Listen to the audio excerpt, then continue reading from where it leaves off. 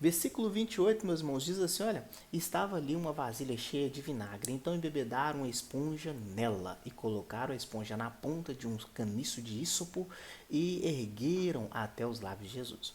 Tendo provado, Jesus disse, está consumado. Com isso, curvou a cabeça e entregou o espírito.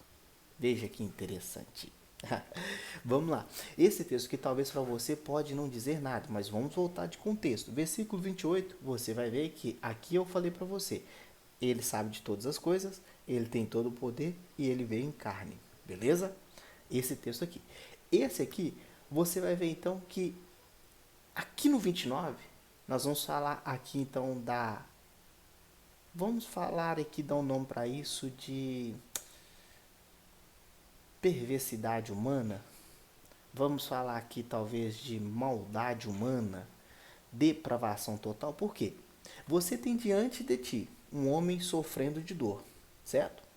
Você tem um homem diante de ti, ensanguentado, numa cruz, exposto, semi-nu. E o homem diz, eu tenho sede.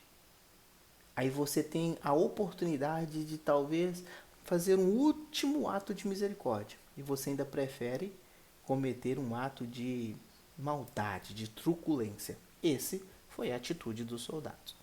E talvez você pense assim, não, eu jamais farei uma coisa dessa. Olhe lá. Olhe lá porque talvez não. Talvez você faça da mesma forma que esse homem, talvez você fizesse da mesma forma, mas isso aqui demonstra, fala mais sobre a capacidade humana de fazer o mal. A capacidade humana de fazer o mal. Eu sempre falo para as pessoas, e eu queria que você comentasse aí para mim, não duvide da sua capacidade de fazer o mal, ou não duvide da sua capacidade de pecar. Então, mesmo Jesus tendo sede, o soldado teve a oportunidade de lhe dar água. O que o soldado deu para ele? Vinagre. E você sabe que vinagre ele tem um gosto forte, certo? Aqui, só a título de curiosidade, você tem aqui, ó, colocaram a esponja na ponta de um caniço de ísopo. Um ísopo, e não é isopor, tá bom? É ísopo, é uma espécie de uma planta, tá? Daquela, não daquela época, né? Mas é uma planta. Essa palavra você vai ver ela também no Salmo 51, tá bom? Você vai ver ela no Salmo 51, é uma planta, tá? Que era usada também para purificação, para cura de feridas, antisepsia, tá bom? Então tá aqui. É só a título de curiosidade. Então, versículo 29, você pode anotar aí. A capacidade humana de fazer o mal. O versículo 30, Jesus então vai dizer algo que você já tem ouvido. Essa é a palavra da nossa vitória. Por que é a palavra da nossa vitória? Jesus diz, tendo provado, Jesus disse, está consumado. Talvez você possa dizer, tá, ele só disse que está consumado. Mas essa palavra, no grego, ela quer dizer tetelestai.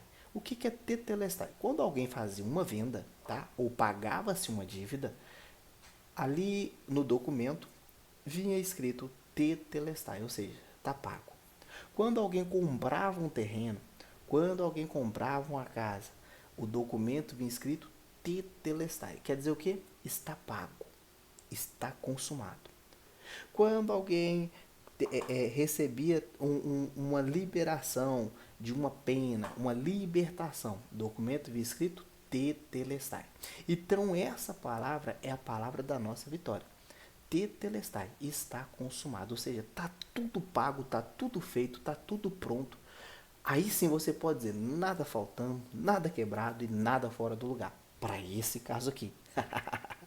Porque está consumado. Ele fez, ele cumpriu.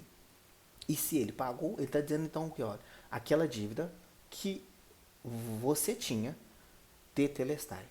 Aquele pecado ou aqueles pecados, aquela multidão de pecado, tetelestai, está pago. O escrito de dívida que era contra ti, vai dizer em Colossenses, ele cravou na cruz por nós. Ele levou na cruz. Estou até abrindo meus braços aqui, porque aqui ele está dizendo, olha, está pago. Tá bom? Tetelestai. Então comente aí para mim também, se você puder, obviamente, Tetelestai. Essa é a palavra da nossa vitória. Aí se eu tiver que dizer alguma palavra de confissão positiva, se eu tiver que dizer alguma palavra de vitória, alguma palavra de coisas boas, é esta palavra aqui. Está consumado. Paulo vai dizer, se tem alguma coisa boa, se há algum louvor, se há alguma virtude, nisso pensai. Então, eu estou dizendo para você, tetelestai. Não precisa temer, não precisa ter vergonha. Ele está dizendo para você, ó, tá pago. Com isso, o que, que ele faz? Ele encurva a sua cabeça e entrega o seu espírito. Aqui eu não marquei, tá? Aqui eu não marquei. Deixa eu ver se dá para eu marcar aqui, ó. Dá para eu marcar aqui também. Então veja, ele entregou o seu espírito. Alguém tomou dele? Alguém tirou dele? Alguém roubou dele? Alguém expulsou dele? Não. Ele entregou. Ninguém toma. Ele disse: ninguém toma. Eu a dou. Certo? Eu a dou.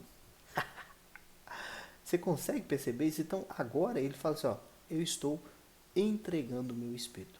E lembrando, nós estamos lendo João. Eu poderia aqui citar os outros textos que diz: olha, Pai, em tuas mãos entrego o meu espírito. Mas aqui no texto de João não diz isso. Então vamos respeitar o que o texto está dizendo. Lembra-se sempre. A pessoa que está dizendo isso é a pessoa que está ali vendo toda essa situação, que é João. Ele é testemunho ocular. Nós já vamos ver isso. Então ele está dizendo, olha, ele entregou o seu espírito. Ninguém tomou, ninguém roubou, ninguém tirou, ninguém venceu, ele entregou. Ninguém pode tomar dele porque ele entrega. Ele disse, olha, ninguém tem maior amor do que esse de dar a vida pelos seus amigos. Ele deu, ele entregou. Então, você pode comemorar hoje, porque ele está dizendo, está pago. Mesmo, para a gente finalizar aqui, olha, mesmo diante de toda perversidade humana, Jesus está dizendo, ó, eu estou pagando o preço por isso. Isso é graça de Deus. Aqui ele diz, está pago, aqui ó, está pago, e aqui então ele entrega o seu espírito, tá bom? Deus abençoe sua vida. Não se esqueça de deixar um comentário aí. Até a próxima. Tchau, tchau.